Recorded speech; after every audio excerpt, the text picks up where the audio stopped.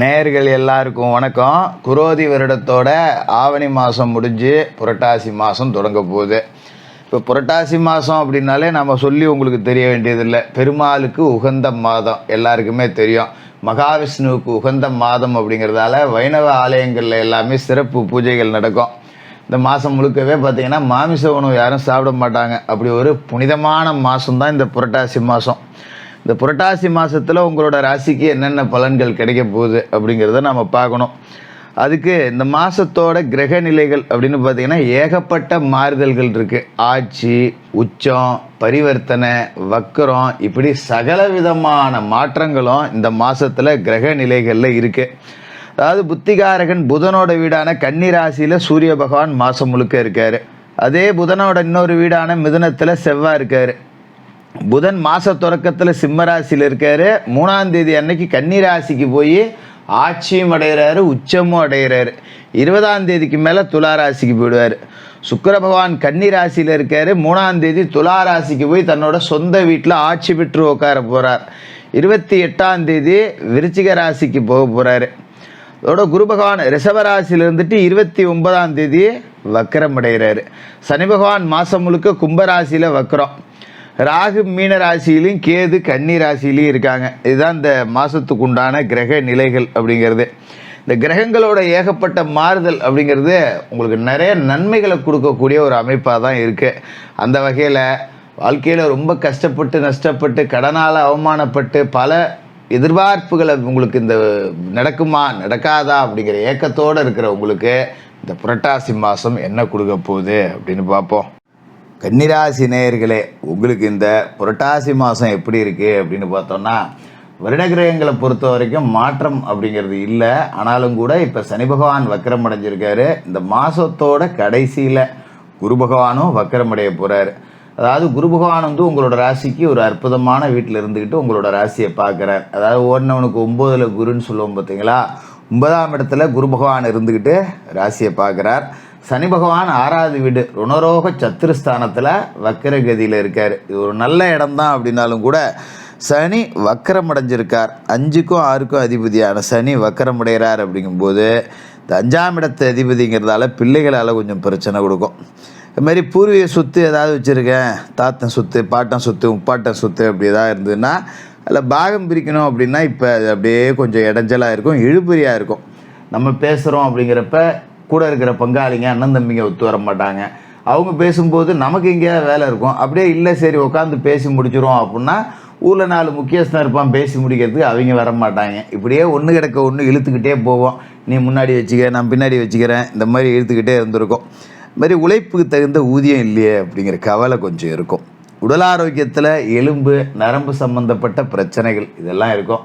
இது எல்லாத்துக்கும் காரணம் என்னென்னா 6ஆம் இடத்துல இருக்க சனி பகவான் வக்கரம் அடைஞ்சு போயிருக்கிறது அப்படிங்கிறது தான். ஏன்னா 6ல் சனி இருக்கார் அப்படிங்கும்போது ருணரோக சத்துருஸ்தானம், கடன், நோய், பகை இது எல்லாத்தையும் குறிக்கக்கூடிய இடத்துல சனி இருந்துக்கிட்டு இது எல்லாத்தையுமே அவர் அழிச்சிருவார். ஆனால் அவர் பலம் இழந்து போயிட்டார் அப்படிங்கும்போது இந்த கடன் லேசாக தலை தூக்கும், நோய் லேசாக தலை தூக்கும், எதிராளிகள் லேசாக தலை தூக்குவாங்க. இதெல்லாம் இருக்கும். ஒன்றும் பெரிய விஷயம் இல்லை. சனி அங்கே இருக்கார், அவர் பார்த்துக்குவார்.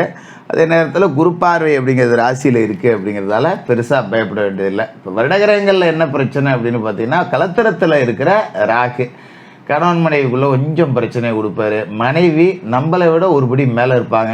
லேசாக ஒரு சத்தம் என்ன அப்படின்ட்டா போதும், ஒரு அரை மணி நேரம் நம்மளை காய்ச்சிட்டு தான் விடுவாங்க. அந்த மாதிரி தான் இருக்கும். அதனால் குடும்பமான வரைக்கும் கணவன் மனைவி பிரச்சனையில் கொஞ்சம் விட்டு கொடுத்துட்டு போகணும். ஊரில் 1000 பிரச்சனை இருக்குது, வேலை பார்க்குற இடத்துல 1000 பிரச்சனை, தொழில் செய்கிற இடத்துல 1000 பிரச்சனை அப்படின்னா அதை அப்படியே அங்கேயே விட்டுட்டு வந்துடணும். அதை தூக்கிட்டு வீட்டுக்கு வந்தீங்கன்னு வச்சுக்க, பஞ்சாயத்துக்கு பெருசாக தான் ஆகும். அதுமாரி வீட்டு பஞ்சாயத்து ஆஃபீஸுக்கு போச்சு அப்படின்னா ஆஃபீஸ் வேலை கெட்டு போயிடும். அதனால் சரியாக பிரித்து நேரத்தை செலவிட்டுக்கிறது அப்படிங்கிறது நல்லது.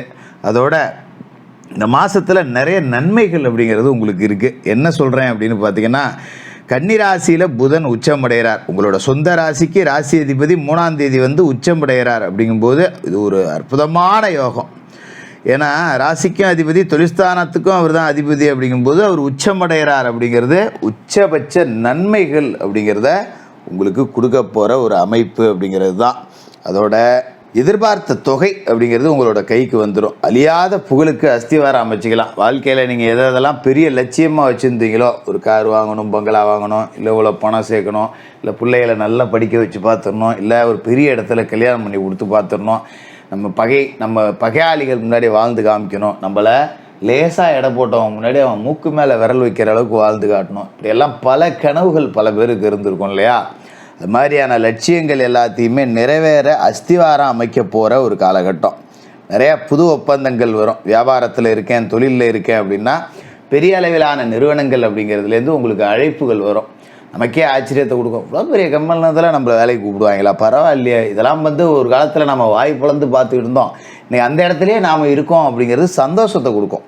அதேமாரி சூரியன் ராசிக்குள்ளேயே இருக்கார். விரயஸ்தானத்துக்கு அதிபதி சூரியன் ராசிக்குள்ளே இருக்கும்போது அரசு வழி விரயங்கள் கொஞ்சம் வரும். அதில் கவனமாக இருக்கணும். அரசாங்கத்துக்கு செலுத்த வேண்டிய ஒரு வரி, இல்லை ஒரு கரண்ட் பில்லு கட்டுறேன், இல்லை ஒரு தண்ணி பில்லு கட்டுறேன், இதெல்லாம் நேரம் பார்த்து கரெக்டாக கட்டி போடணும்.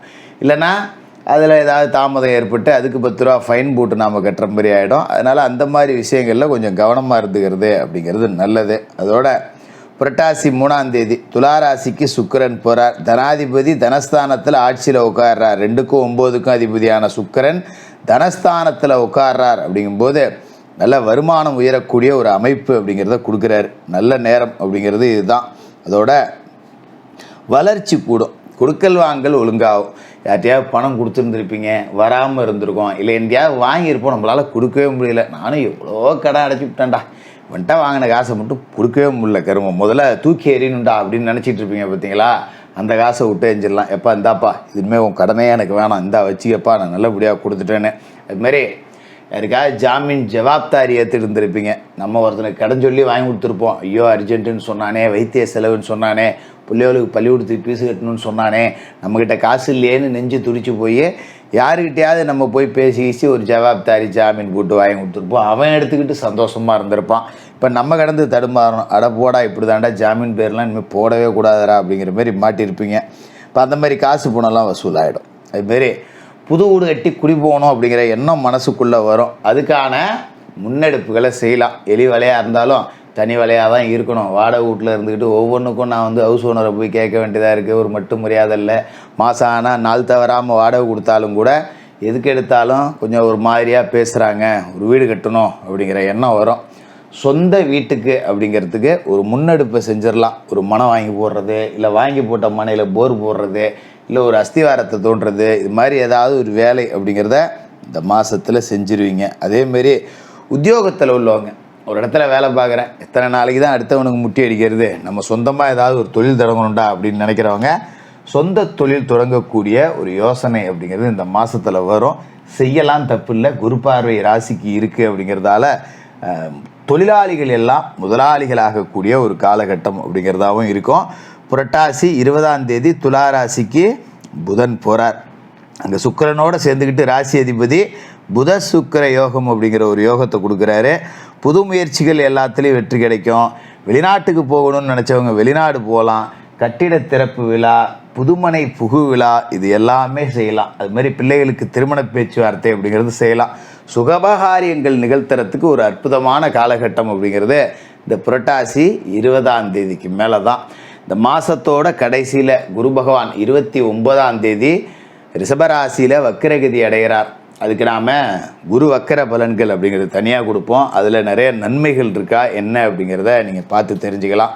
மற்றபடி இந்த மாதம் முழுக்க மாமிச உணவுகள் அப்படிங்கிறத தவிர்த்துருங்க. தினமும் குளிச்சு முழுவிட்டு குலதெய்வத்தை வணங்கிட்டு உங்களோட வேலைகளை தொடங்குங்க. சனிக்கிழமையில் பெருமாள் வழிபாடு செய்யுங்க. ஏழைகளுக்கு அன்னதானம் பண்ணுங்க. இந்த புரட்டாசி மாதம் மிக சிறந்த ஒரு மாதமாக இருக்கும். கன்னிராசிக்காரர்களுக்கு வாழ்த்துக்கள்.